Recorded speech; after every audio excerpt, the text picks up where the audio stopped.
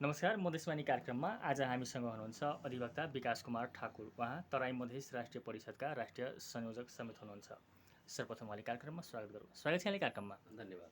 हजुर, जसरी कि अहिले पछिल्लो केही समयदेखि सर्वोच्च अदालत जुन सरकारको केही निर्णयहरू अथवा जुन सरकारका चाहिँ विधेयक होस् अध्यादेश होस्, जुन यस्ता किसिमका कुराहरूमा सर्वोच्च अदालतको जुन किसिमको अहिलेसम्म जुन 4-5वटा घटना जुन छ त्यसमा सर्वोच्चको जुन लगाम कस्दै आएको छ सरकारमाथि, खास गरी यी घटनाहरूलाई कसरी हेर्नुहुन्छ तपाईँ? सर्वोच्च अदालत या विश्वकै अदालतको जुन नेरेटिभ्स र यथार्थता चाहिँ फरक हुन्छ। अदालतलाई न्याय र फैसलाको दुईटा तराजुमा चाहिँ हेर्ने चाहिँ गरिन्छ। तर त्यसमा पनि एउटा चाहिँ के कुरा चाहिँ हेर्नुपर्छ भने विश्व परिवेश र लगायत नेपाललाई पनि अदालत शोषित र शासितहरूको बिचमा जब कुनै इस्यु आउँछ भने अदालत जहिले पनि तपाईको शोषण गर्ने पक्षसँग चाहिँ उभिन्छ, भने अथोरिटीसँग उभिन्छ। जब शासक र शासकको बिचको जब तपाईको टकराव आउँछ, विषय आउँछ, त्यति बेला उसले आफूलाई न्युट्रल चाहिँ मेन्टेन गर्ने गर्छ।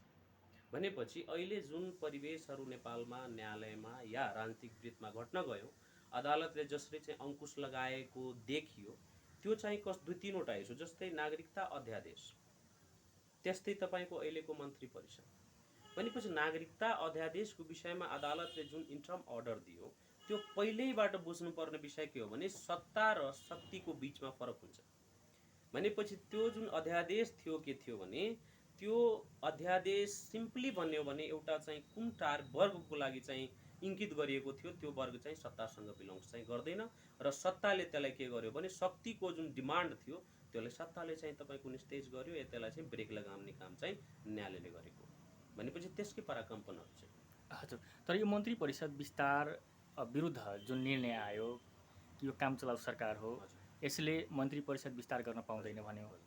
तर जुन यसले विस्तार गर्न पाउँदैन भने यसले त ऊ पनि गर्न पाउँदैन, हेरफेर पनि गर्न पाउँदैन। पहिला पनि जुन अब संसद विघटन पश्चात अथवा विघटनभन्दा पहिला जुन मन्त्री परिषद थियो त्यही कायम हुनुपर्ने हो, त्यो कुरामा केही किन केही बोलेन? हैन, सरकारले जुन डिसिजन मन्त्री परिषदको सन्दर्भमा जे तपाईको आदेश चाहिँ गर्यो, त्यो चाहिँ कानुनको व्याख्या गर्दै जाँदा कहिलेकाहीँ बढी व्याख्या गर्नु पनि ठिक नहुँदो रहेछ। मन्त्री परिषद र राजनीति र न्यायालयको बिचमा चाहिँ केही एउटा पुलहरू हुन्छ। सानो पुलहरू चाहिँ कहिले भत्कियो भने देश चाहिँ अन्धकारतिर जाने वातावरण हुन्छ। त्यो भएर कोर्टले जुन 4 जना मान्छेकै 4 जना मन्त्रीको नामै तोकेर भन्नुको चाहिँ जुन डिसिजन आयो, एउटा आदेश आयो, त्यो चाहिँ त्यति चाहिँ सान्दर्भिक चाहिँ होइन। तर मन्त्री परिषद चाहिँ तपाईको अहिले कार्य नगर्नु गर्नेको त्यो चाहिँ फेरि सान्दर्भिक नै हो। त्यो भएर कोर्टले अलिकति फरवर्ड भएर काम पहिला जुन तपाईको मन्त्रीमण्डल थियो त्यसलाई पनि कार्य गर्न दिनुपर्ने 4 जनाको नाम चाहिँ नतोक्दा एउटा चाहिँ बेटर चाहिँ अप्रोच आउँथ्यो भन्ने लागेको छ। हजुर, भनेपछि यो मन्त्री परिषद विस्तार विरुद्धको यो सर्वोच्चको अन्तरिम आदेश भनेपछि संविधान अनुरूप नै छ। एक्ज्याक्ट संविधानको व्यवस्था जुन छ त्यो बमोजिम चाहिँ कोर्टले गरेको ठिकै हो। तर त्यो जुन माग थियो, मागभन्दा एक कदम बढी चाहिँ कोर्टले यसमा चाहिँ दिएको। जस्तै जति बेला तपाईको पार्टीको नामाङ्कनको सवालमा जस्तै नेकपाबाट 2वटा पार्टीको चाहिँ आफ्नो इन्टिटी रहने कुरा जुन तपाईको त्यो मुद्दामा आयो, त्यो चाहिँ मागै थिएन, मागभन्दा बढी गरियो नि।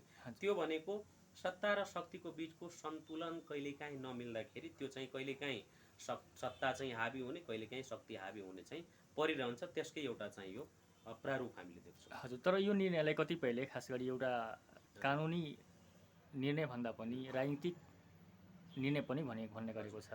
भनेपछि अदालतमा राजनीति पस्यो कि राजनीतिमा अदालत पसिरहेको अवस्था छ? यहाँ यस्तो हामी जस्तो देशमा तपाईको के हुन्छ भने कुन बेला को कहाँ पस्छ भन्ने फिक्सै हुँदैन।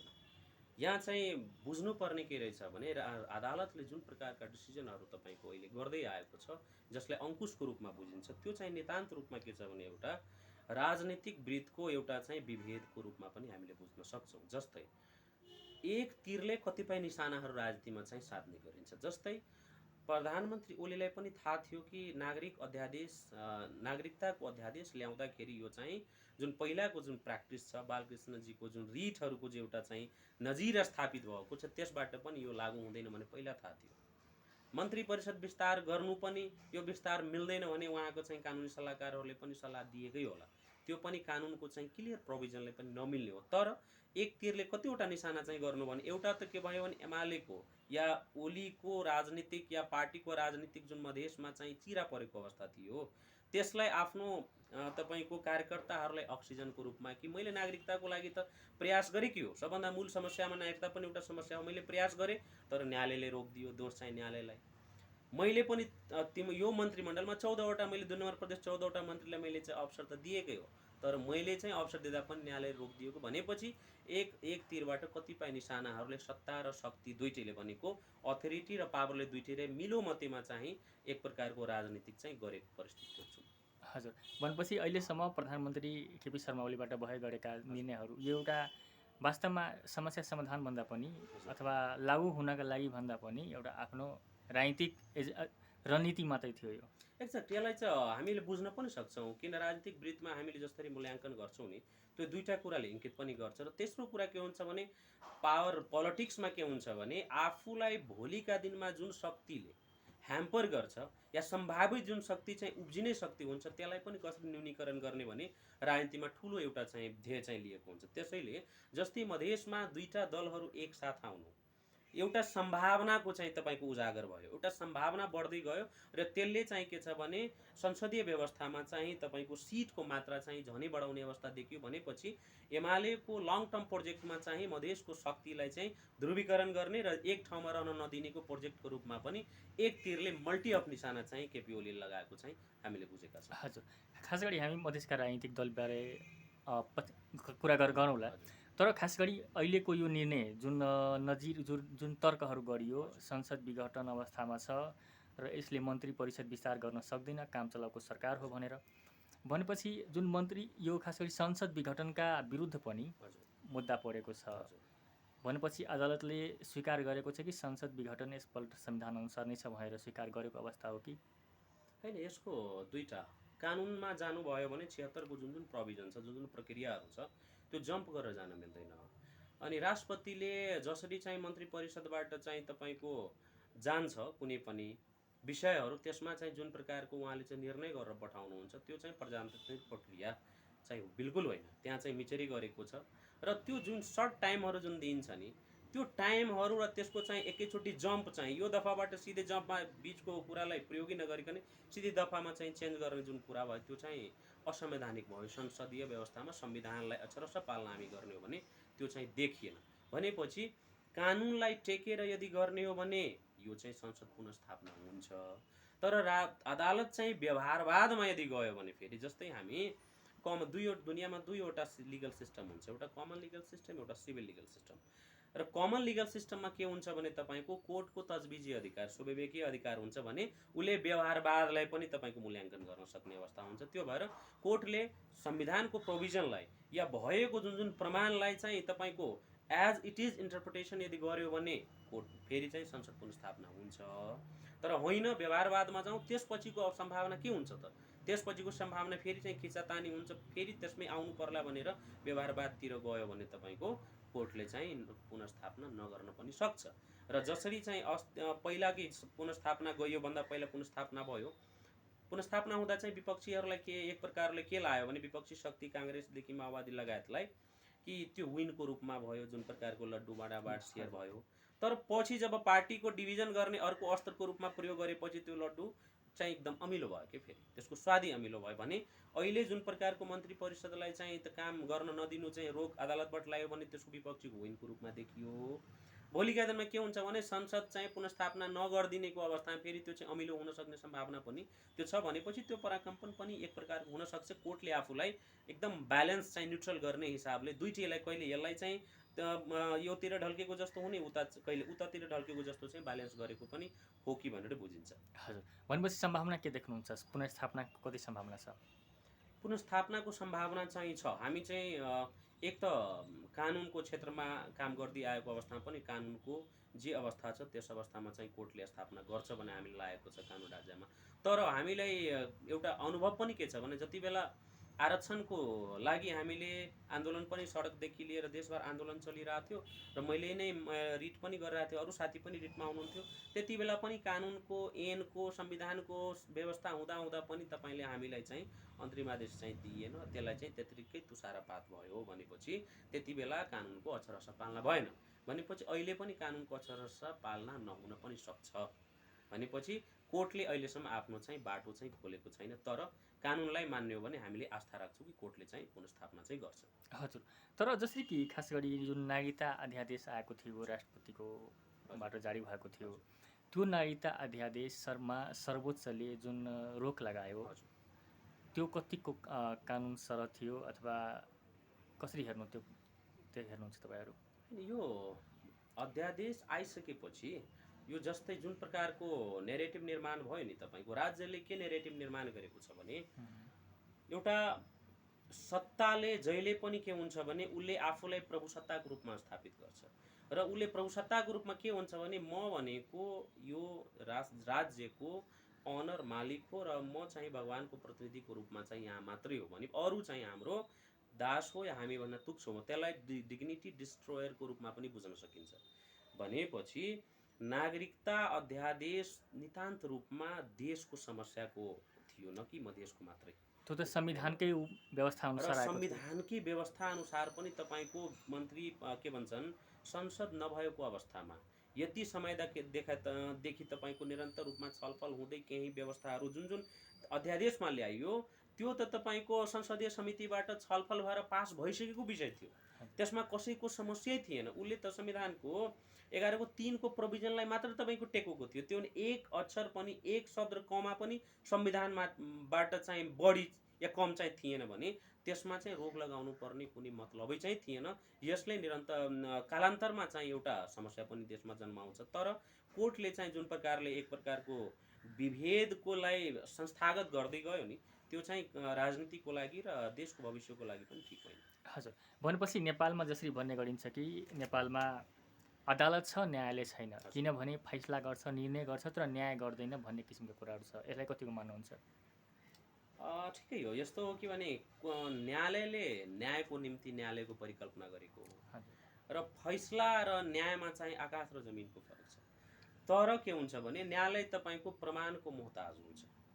उसले न्याय गर्दा गर्दै पनि कहिलेकाहीँ के हुन्छ भने फैसला भइदिन्छ, किनकि हाम्रो जुन तपाईँको एउटा सिस्टम पद्धति हाम्रो छ, इन्भेस्टिगेसनको पद्धति छ, त्यसले पनि तपाईँले न्याय हुन नदिने फैसलातिर आउँछ। त्यो भएर कोर्टलाई समग्रमा चाहिँ कोर्टले अन्याय गर्छ भन्ने पनि बुझाइ नराम्रो हो। तर कोर्टले जति हदसम्म न्याय गर्नुपर्ने हो त्यति हदसम्म गरेको छैन, किनकि हाम्रो देशको तपाईँको इन्स्टिट्युसन मेकिङ प्रोसेस र राज्य निर्माण प्रक्रिया जुन गति र जुन प्लेटफर्ममा विकास भयो त्यो राज्य निर्माण प्रक्रिया नै अर्ग्यानिक भएन। त्यो एकल नस्लीय चाहिँ राज्य सत्ताको निर्माण हुँदा गर्दाखेरि न्यायालय पनि तपाईँको नस्लीय र एकल चरित्र बोक्नु स्वाभाविक हो, त्यसको छिटा हरेकतिर पर्दछ। त्यो भएर न्यायालय पनि तपाईँको के हुन्छ भने अनसिप हरेक देशको हरेक कम्युनिटीले हरेक समाजले अनसिप न्यायालय मेरो हो भने अनसिप गर्न चाहिँ पाएको छैन। त्यो भएर न्यायालयले आफूलाई न्युट्रलाइजेसन चाहिँ गर्नुपर्ने चाहिँ म देख्छु। हजुर, भनेपछि नेपालमा न्यायालयले अथवा अदालतले समुदायको आधारमा निर्णयहरू गर्छ अथवा फैसला गर्छ भन्न मिल्छ? यस्तो हो, अब कतिपय केसहरूको कुरा गर्ने हो भने न्यायालय पनि के हुन्छ भने अग्रगमनतिर, न्यायालय पनि के हुन्छ भने अलिकति फरवर्ड चाहिँ हुनुपर्छ। न्यायालयको पनि भूमिका चाहिँ डेमोक्रेसी सस्टेनमा न्यायालयको भूमिका पनि सबभन्दा उच्च रहने गरेको छ। तर डेमोक्रेसीको कस्तो प्रारूप हुने र देशमा चाहिँ अरू चाहिँ तपाईँको जुन इन्टिटीहरू छ, इथनिसिटीहरू छ, तिनीहरूलाई पनि तपाईँको यो देशभित्र सत्तामा कसरी इन्डोर्स गर्ने भन्ने कुरामा न्यायालयको रोल जुन तरिकाले चाहिँ जो उच्चतम बिन्दुमा हुनु पर्थ्यो त्यो चाहिँ अहिलेसम्म भएको चाहिँ छैन। त्यो भएर न्यायालयले आफूलाई देशको न्यायालय या चाहिँ पुरै समाजलाई चाहिँ अनसिप गर्ने खाले चाहिँ डिसिजनहरूको खाँचो चाहिँ हामीले देखेको छौँ र मलाई लाग्छ न्यायालय पनि तपाईँको भोलिका दिनमा परिवर्तित भएर आउँछ। यदि न्यायालय देशको र समाजको गति अनुसार आफूले परिवर्तित गरेन भने न्यायालय पनि बिस्तारै चाहिँ विश्वास र औचित्य पनि गुम्दै जान्छ। त्यो हामीले कदापि चाहेका छैनौँ। हजुर, खास गरी रेशम चौधरीको मुद्दा, जुन मुद्दा पनि अहिले जुन मुद्दालाई टेकेर जुन सुरुदेखि नै मुद्दा उठाउँदै आएको थियो खास गरी मधेसी दलहरू, उहाँको मुद्दामा खास गरी अब अदालतले नै केही अहिले सर्वोच्चमा पनि मुद्दा छ, त्यो मुद्दा कस्तो किसिमको देख्नुहुन्छ त्यस विषयमा? विभिन्न किसिमका कुराहरू, किनभने त्यो टिकापुर घटनाको आधारमा जुन उहाँले मुख्य अभियुक्त बनाएर जिल्ला अदालतले जुन फैसला सजाय पनि सुनाइदियो, तर जुन प्रमाणहरू छ, आधारहरू छन्, त्यसका विषयमा धेरै कुराहरू बाहिर आएको छ, पत्र पत्रिकामा पनि आएको छ। उहाँको बारेमा कस्तो निर्णय आउन सक्छ, तपाईँ के भन्नुहुन्छ? कस्तो छ अब निर्णय जिल्लाले जुन निर्णय गयो, हाइकोर्टले पनि त्यसैले सदर गरेर सर्वोच्चमा अहिले त्यो विचाराधीन छ। तर टिकापुर घटना नितान्त रूपमा भन्नुहुन्छ भने त्यो टिकापुर घटना राजनीतिक घटना हो र त्यो राजनीतिक घटना वृत्तमा तपाईँको इन्भल्भमेन्ट र त्यसमा चाहिँ कन्स्पिरेसी पनि यति ठुलो हाई लेभलसम्म भएको छ कि त्यसको प्रमाणीकरण गर्न पनि साध्य चाहिँ छैन। तर भएको जुन प्रमाणहरू छन् त्यो प्रमाणलाई पनि ठोस धरातलमा विश्लेषण र व्याख्या गर्ने हो भने रेशम चौधरी कतै पनि तपाईँको दोषी चाहिँ देखिँदैन, संलग्नता छ भन्ने कुरा चाहिँ देखिँदैन।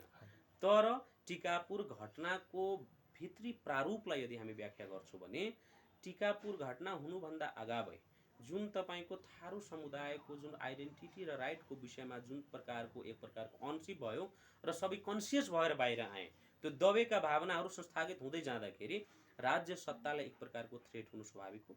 र त्यो थ्रेट भइसकेपछि राज्य सत्ताले के गर्यो भने त्यसलाई चाहिँ अहिले ब्यालेन्स गरिएन भने, अहिले यसले कन्स्पिरेसी गरिएन भने यसले चाहिँ भोलिका दिनमा हाम्रो प्रभुसत्तामा या हाम्रो सत्तामा एउटा चाहिँ ह्याम्पर गर्छ र हाम्रो चाहिँ अवसरको लागि चाहिँ बाधक हुन सक्छ भन्ने हिसाबले चाहिँ यो कन्स्पिरेसी राज्यद्वारा कन्स्पिरेसी गरी राज्यद्वारा गराई यो घटना चाहिँ यहाँसम्म पुर्याइएको। त्यो भएर रेशम चौधरी न्यायिक मन र कमन लिगल सिस्टमको प्र्याक्टिस गरेको अवस्थामा हामीले लाग्छ चाहिँ त्यसको समग्र इन्टरप्रिटेसन कोर्टले गर्यो भने रेशम चौधरीले नितान्त रूपमा सफाइ पाउनुपर्ने चाहिँ देखिन्छ।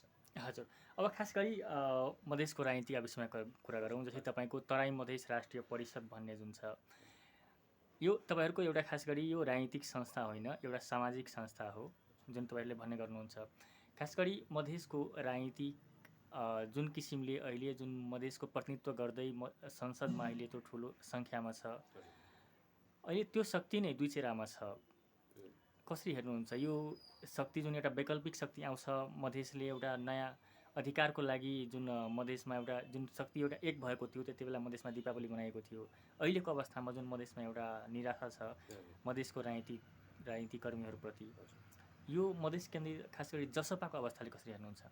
यस्तो हो, सबभन्दा पहिले प्रश्न तराई मधेस राष्ट्रिय परिषद सामाजिक संस्था हो भनेर तपाईँले भन्नु, हामीले तराई मधेस राष्ट्रिय परिषदलाई कहिले पनि सामाजिक संस्थाको रूपमा हामीले बुझेको छैन। र हाम्रो जुन गतिविधि छ विगतदेखि लिएर अहिलेसम्मको जति पनि गतिविधि छ त्यो सबै राजनीतिक संस्थाको रूपमै हामीले चाहिँ गतिविधि गर्दै आएको। त्यो भएर हामीले यसलाई पोलिटिकल अर्गनाइजेसन, सोसल पोलिटिकल अर्गनाइजेसनको रूपमा भन्छौँ।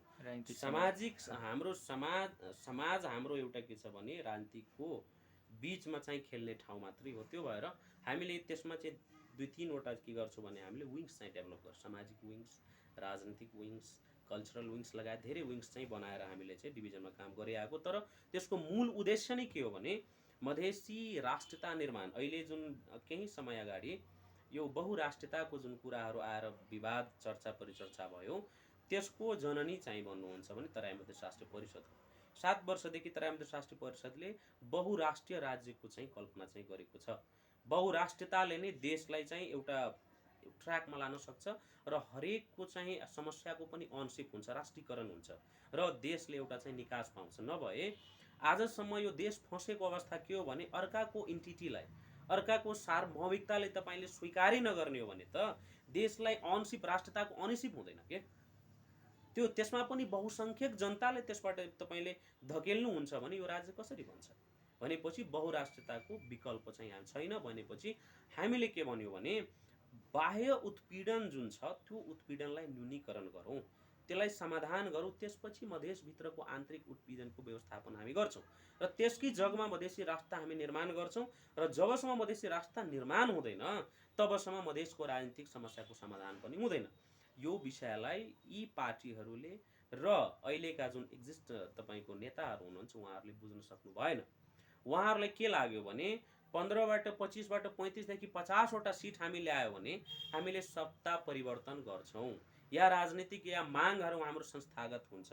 तर त अहिलेसम्म हामी त्यो चरण मधेसी जनअधिकार फोरमको त्यति सिटदेखि लिएर अहिलेसम्मको अवस्थामा आउँदा आमूल परिवर्तन, तात्विक परिवर्तन हामीले पाएनौँ। किन पाएनौँ भने मधेसै चिराचिरामा छ, मधेस निर्माणै हुन सकेको छैन। तपाईँ सेन्सिटाइजेसनलाई पोलिटिसाइजेसन यदि गरिदिनुहुन्छ भने त्यो कालान्तरमा एक्सिडेन्ट हुन्छ।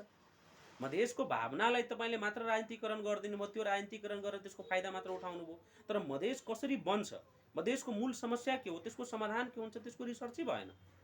कसैले यहाँ मधेसी राष्ट्र मधेसको 5वटा जुन उपराष्ट्रताहरू छ मधेसभित्रको, मिथिला, भोजपुरा, अवध, कोच, थारू, यी 5वटा उपराष्ट्रताहरूलाई एकजुट कसरी गर्ने भनेर तपाईँसँग कुनै तपाईँको आइडियोलोजी नै भएन, कुनै रिसर्चै प्लानै भएन। मानौँ अहिले थारू चाहिँ हामीसँग चाहिँ मधेसभित्र हामी छैनौँ भने एक प्रकारको राज्यबाट जुन गरियो पेनिट्रेसन, जुन सेन्सिटाइजेसन भयो, हामीले कहिले पनि थारू र हामी एउटै हो, थारू मधेसी नेसनालिटीभित्र पर्छ भनेर हामी अप्रोच गऱ्यौँ? उसको समस्या र हाम्रो समस्या उत्पीडनको लेभल एउटै हो त्यो बुझाउन सक्यौँ? त्यसको लागि हामी तत्परता भएनौँ। खालि थारू मान्दैन भनेर भनिदियो, इट्स अ भेरी इजी। भनेपछि आजको नेताहरूलाई अहिले जसपा पनि भनौँ, जसपाले जे अप्रोच लिएको छ त्यो अप्रोचले अर्ग्यानिक रूपमा चाहिँ त्यो अप्रोचै होइन। त्यो खालि एउटा केवल आयातित समाजवादको चाहिँ हामी कुरा गर्छौँ भने समाजवादको पनि एक प्रकारको आफ्नै फिलोसफी छ। कुन समाजवाद र कुन तपाईँको पद्धति हाम्रो लागि बेटर हुन्छ भने त्यसको रिसर्चै नगरी, त्यसको प्रारूपै तयार नगरी, अवधारणाकै विकास नगरी हामी लाग्छौँ भने एक्सिडेन्ट हुन्छ। भनेपछि मधेसमा जसपा चाहिँ एक्सिडेन्टल आएको कुरा हो। त्यो पनि के भयो भने सर्टेन ग्रुपहरूको इन्ट्रेस्टको समूह चाहिँ बन्यो र इन्ट्रेस्टको समूहहरू बन्दाखेरि के हुन्छ भने त्यसले इन्ट्रेस्टमा क्ल्यास आउँछ क्या, त्यहाँ पर्सनालिटी क्ल्यास आउँछ। जहाँ के हुन्छ भने एजेन्डा प्रधान हुन्छ त्यहाँ क्लेस आउँदैन। कार्यकर्ता के हुन्छ भने एजेन्डामा केन्द्रित हुन्छ। तर यहाँ के भइदियो भने इन्ट्रेस्टमा एकत्रित भइदिँदाखेरि अवसरको लागि मात्र चाहिँ तपाईँको फाइट भयो। अवसर कसले कति प्राप्त गर्ने भनेपछि अहिले जुन जसपाको अब भविगत जुन भइरहेछ त्यो त त्यही हो। त्योलाई सबैले थाहा थियो कि अर्ग्यानिक मिलानै होइन। अर्ग्यानिक मिलान नभइसकेपछि त्यो कालान्तरमा अहिले पनि जसपा एक ठाउँमा आए पनि कालान्तरमा एक ठाउँमा रहन सक्ने वातावरण छैन। त्यो भएर अब मधेसले तपाईँको साँच्चै भन्ने हो भने एउटा विकल्पको खोजीमा छ। जनता हामीले पनि 8 जिल्ला हामीले भ्रमण गऱ्यौँ, हामीले मधेस संवाद यात्रा गऱ्यौँ, हामीले त्यहाँबाट अनसिप गऱ्यौँ कि मधेसले एउटा विकल्प नपाउँदाखेरि मधेसको सेन्टिमेन्ट अहिले दबेको छ, विकल्पको पर्खाइमा छ। त्यो विकल्प तराई मधेस राष्ट्रिय परिषदले प्रस्तुत गर्ने अवस्थामा छ र त्यसको तयारी गर्दैछ। हजुर, भनेपछि मधेसमा जुन एउटा विकल्प खोजी छ, त्यो वैकल्पिक शक्ति तराई मधेस राष्ट्रिय अभियान, तराई मधेस राष्ट्रिय परिषद बन्न सक्छ। बिल्कुल, तराई मधेस राष्ट्रिय परिषद के हो भने कुनै पार्टी होइन र एनजिओ पनि होइन। ऊ चाहिँ एजेन्डा बेस्ड र मधेसको राजनीति र मधेसको समस्यालाई मात्र इङ्कित गरेर चाहिँ स्थापित भएर 7-8 वर्षदेखि काम गर्दै आएको छ। र त्यो विगतमा तपाईँले हेर्नुहुन्छ भने हामीले कालो दिन हरेक पार्टीले छोडेको अवस्था पनि हामी निरन्तरमा आउँदै आएको हो। हामीले यो संविधानलाई स्वीकार गरेको होइन। हामीले पहिले भनेको थियौँ कि यो संविधानले देशलाई थ्याक्न सक्दैन। तर राजनीतिक दलहरू, मधेसका राजनीतिक दलहरू के गयो भने यही संविधानलाई टेकेर सरकारमा जाने, आउने, सरकारमा भएको बेलामा चाहिँ कालो दिन नमनाउने, बाहिर आउँदा कालो दिन मनाउने। हामीले एकता दिवसलाई प्रतिरोध दिवसको रूपमा हरेक वर्ष मनाएको छौँ। त्यो प्रतिरोध दिवस हाम्रो लागि हो। त्यस्तै हामी आरक्षणको चाहिँ राजनीतिक जुन यत्रो सङ्घर्षबाट आर्जित जुन तपाईँको हाम्रो अधिकार थियो त्यसको लागि पनि यी मधेसी राजनीतिक दलहरूले या नेसनल चाहिँ पोलिटिकल पार्टीहरूले पनि बोलेन। हामीले त्यसमा चाहिँ 2-3 महिनादेखि सङ्घर्ष गर्दै आयौँ। त्यस्तै तपाईँको के छ भने मधेसको नामको सवालमा 2 नम्बर प्रदेशको नामाङ्कनको सवालमा पनि हामीले चाहिँ मध्य मधेस हुनुपर्छ भन्ने तराई मधेस राष्ट्रिय परिषदको एजेन्डा हो। किनकि मधेसलाई 8वटा जिल्लामा मात्र सीमित गर्नु भनेको मधेस त्यति होइन। मधेसलाई हामीले चाहिँ त्योभन्दा बियोन्ड चाहिँ सोचेको छौँ। पूर्वी मधेस, पश्चिमी मधेस सबै गरेको छौँ भने मधेसलाई 8 नम्बर प्रदेशलाई मातृ मधेस भनिदियो भने बाँकी चाहिँ मधेसीहरूले चाहिँ त्यो प्रदेशभन्दा बाँकी मधेसीहरूले के आइडेन्टिटी लिने? हामीले सकेनौँ, उपेन्द्रजीले सक्नु भएन, अरू नेताले सकेन भने आउने जेनेरेसनले सक्दैन भन्ने त्यो परिकल्पना गर्न सकिन्छ। भनेपछि तराई मधेस राष्ट्रिय परिषद यी सब एजेन्डामा एकदम सूक्ष्म तरिकाले काम गर्दै आएको छ र यस्तो प्रकारको हामी लिडर र एजेन्डा सेट गर्दैछौँ कि त्यो लिडरको कन्ट्रोल गर्ने एउटा मेकानिजम डेभलप होस् र त्यसको एउटा नीति, पद्धति, सिद्धान्त र आचरणको विकास भएपछि त्यसले मात्रै समाजलाई, राजनीतिलाई थ्याक्न सक्छ। अन्यथा साँच्चीकै परिवर्तनको लागि यथास्थितिको पराजित दल मात्रै हामी निर्माण गर्ने हो भने हामी चाहिँ उहाँहरूभन्दा चाहिँ माथि जान सक्छौँ। तर उहाँभन्दा कम चाहिँ हुन सक्दैनौँ। त्यो परिस्थितिमा हामी पनि करप्ट हुन सक्छौँ। त्यो भएर पहिला समाज निर्माण गरौँ, एजेन्डा सेट गरौँ, त्यसपछि राजनीतिक परिवर्तनको लागि अर्ग्यानिक रूपमा तपाईँको जनजनसँग आफ्नो सामिप्यता बढाउँदै अगाडि चाहिँ लाने हामीले गरेका छौँ। हजुर, भनेपछि यो आगामी दिनमा एउटा राजनीतिक दलको रूपमा आउन सक्छ। तराई मधेस राष्ट्रिय परिषद कहिले पनि पार्टी बन्दैन भन्ने हामी सबैलाई भन्दै आएको छौँ। तराई मधेस राष्ट्रिय परिषद एउटा तपाईँको के छ भने एउटा हब हुन्छ, एउटा पावरको सेन्टर हुन्छ र उसले चाहिँ उसको क्याडरहरूबाट बेग्लै पार्टी निर्माण हुने। उसले के सुरुबाटै हामी भन्दैछौँ कि हाम्रो अवधारणासँग हाम्रो एजेन्डासँग मिल्नेलाई हामीले सहयोग गर्ने, किनकि हामी आफै पार्टी कहिले बन्दैनौँ। तर हाम्रो एजेन्डासँग मिल्ने कुनै दल कुनै समूह यदि भइदिएन भने हाम्रो क्याडरहरूबाट एउटा पार्टी चाहिँ डेभलप हामी गर्छौँ र त्यो पार्टीको कमान्ड चाहिँ के हुन्छ सोसाइटीमा हुन्छ, जो टिएमएनसी हुन्छ। वाच डगको रूपमा टिएमएनसी त्यसलाई कन्ट्रोल गर्छ। उसले चाहिँ केही अन्यथा गर्यो भने त्यसको राजनीतिक भविष्य सखाप पार्ने कि त्यसलाई के गर्ने भन्ने कुरा हामीले चाहिँ नैतिकताको यहाँ चाहिँ धरातल कायम टिएमएनसीले गर्छ भने यो प्रारूपमा हामीले चाहिँ भोलिका दिनमा शक्ति निर्माण गर्ने खोजेका छौँ। हजुर, भनेपछि टिएमएनसीले एउटा लिडर उत्पादन गर्ने एउटा मानौँ एउटा उद्योग हो। लिडर उत्पादन गर्ने उद्योग पनि हो र विचार उत्पादन गर्ने पनि, विचारको मन्थन गर्ने र समाज निर्माण गर्ने उद्योगको रूपमा हामीले तराई मधेस राष्ट्रिय परिषदलाई निरन्तर काममा लागेका छौँ। हजुर, हस् त, हाम्रो कार्यक्रमलाई समय दिनुभएकोमा धेरै धेरै धन्यवाद। धन्यवाद हजुर। हजुर, मधेसवाणी कार्यक्रममा आज हामीसँग हुनुहुन्थ्यो अधिवक्ता विकास कुमार ठाकुर। उहाँ तराई मधेस राष्ट्रिय परिषदका राष्ट्रिय संयोजक समेत हुनुहुन्छ।